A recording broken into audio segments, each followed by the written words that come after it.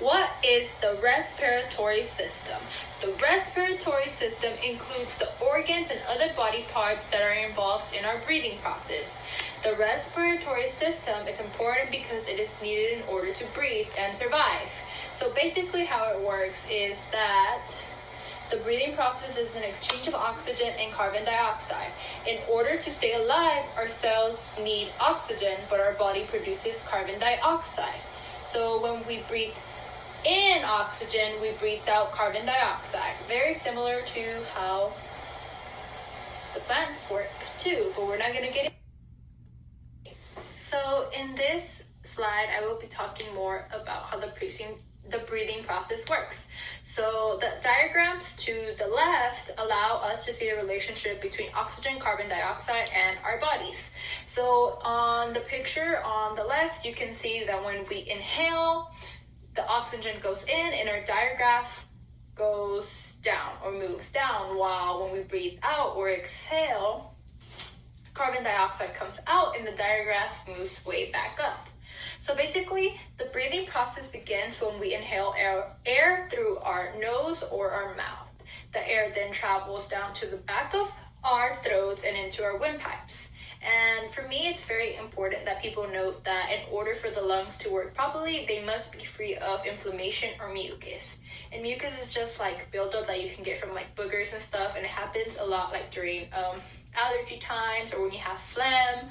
So it's very important to make sure that we clear it all out so that we are able to breathe better and not get. Is pretty explanatory. It has the parts of the respiratory system by names, and then they're labeled on the human diagraph. I'm just going to be reading them straight off the PowerPoint. So we'll start with the nose and our nasal cavities, which are inside of our noses. And then we have the sinuses, which are over here in the area, I guess, because whenever I go to the doctor, they always check like here and like here on the sides for sinuses. Then you have the mouth, the throat, the voice box, the windpipe, diaphragm, lungs, bronchi tubes, bronchioles, air sacs, and capillaries. Hello everyone. So the first disease that we're going to be talking about is cystic fibrosis.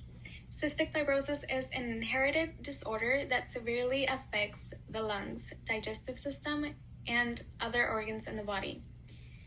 It affects the cells that produce mucus, sweat, and digestive juices.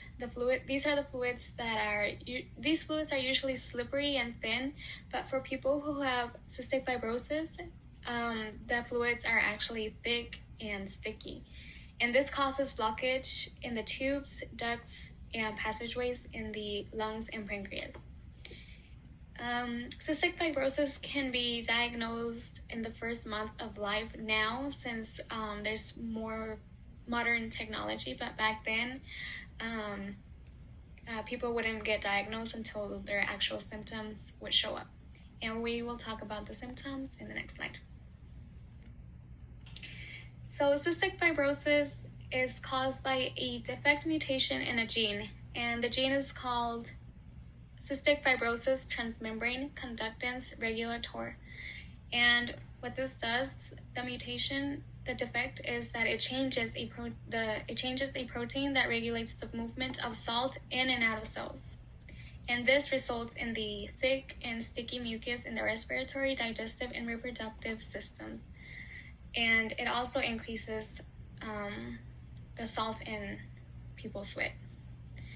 So symptoms vary depending on severity, but they may worsen or improve as time passes.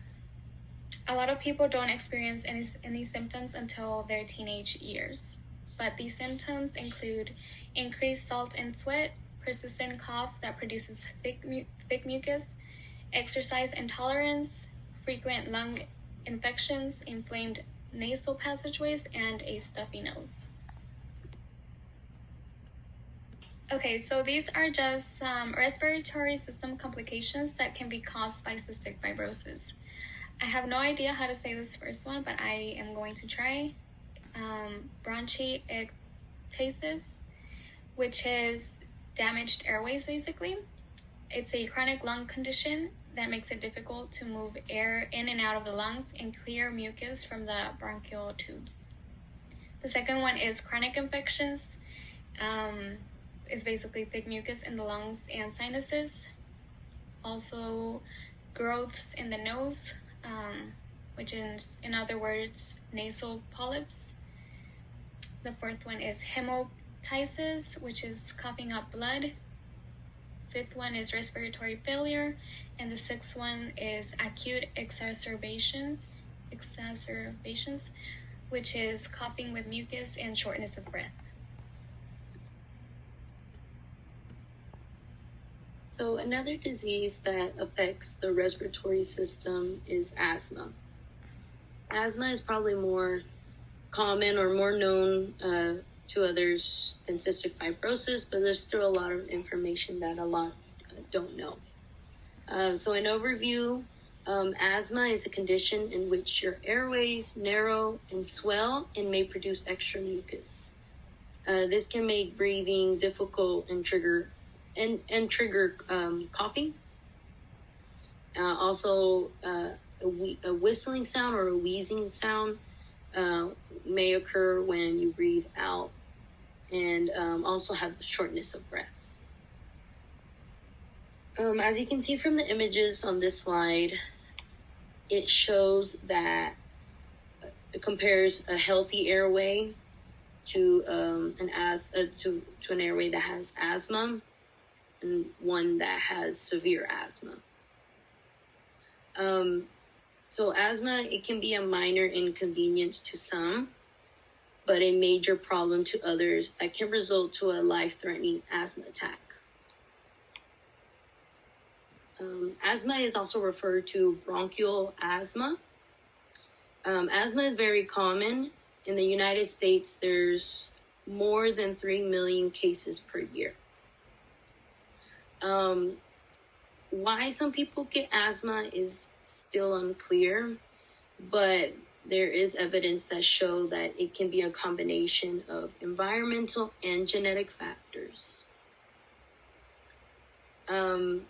Asthma cannot be cured, but the symptoms that are attached to asthma can be controlled. So some of the medications that people with asthma will get will be quick relief inhalers, or they might have to take medication daily if needed.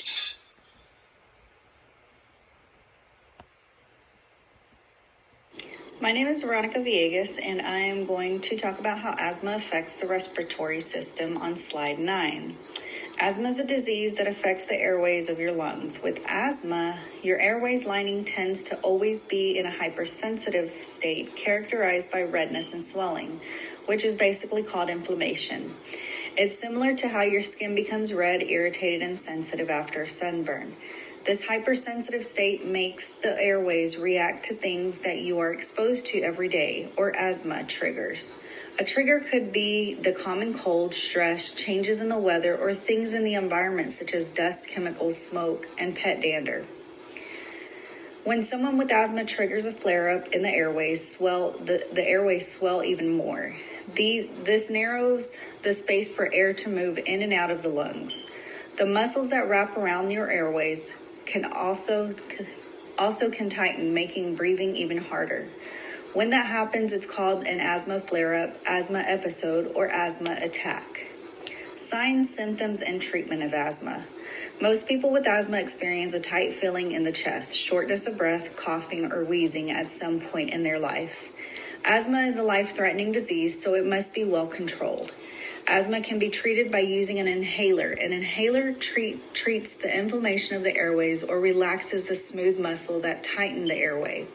As future educators of young children, we must be mindful that many children are not always diagnosed until they may have issues after playing on the playground.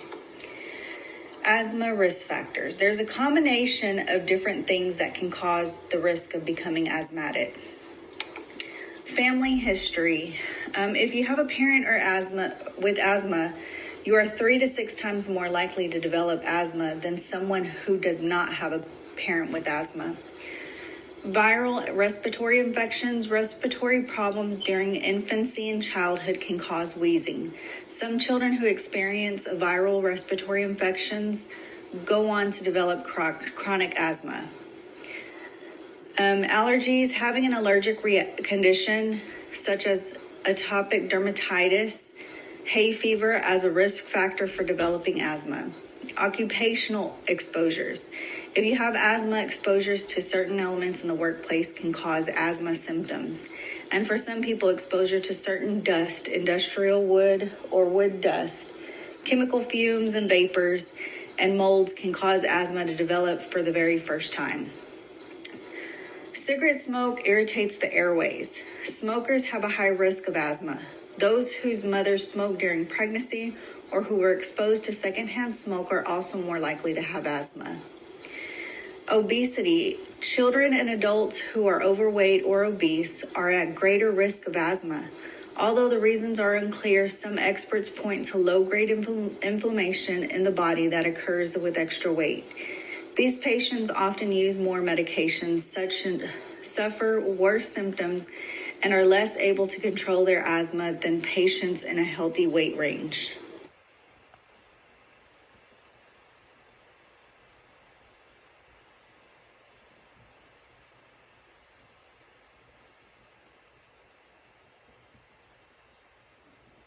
Time to test what you have learned. So, what did you learn? Question number 1. What happens when we exhale or breathe out? So basically, in order to find the answer for this question, you should go to the second slide, which provides you with a diagram about the breathing process, including oxygen, carbon dioxide, and our bodies. It even shows you little arrows on how our body moves. Good luck. Okay, so question 2. Cystic fibrosis is an inherited disease, but how is it actually passed down through families? If you look at the first slide in which we talk about cystic fibrosis, you will see that it is passed down to a person if both of their parents carry the mutation for the gene. But if only one carries the mutation, a person will not have cystic fibrosis, but they will be a carrier.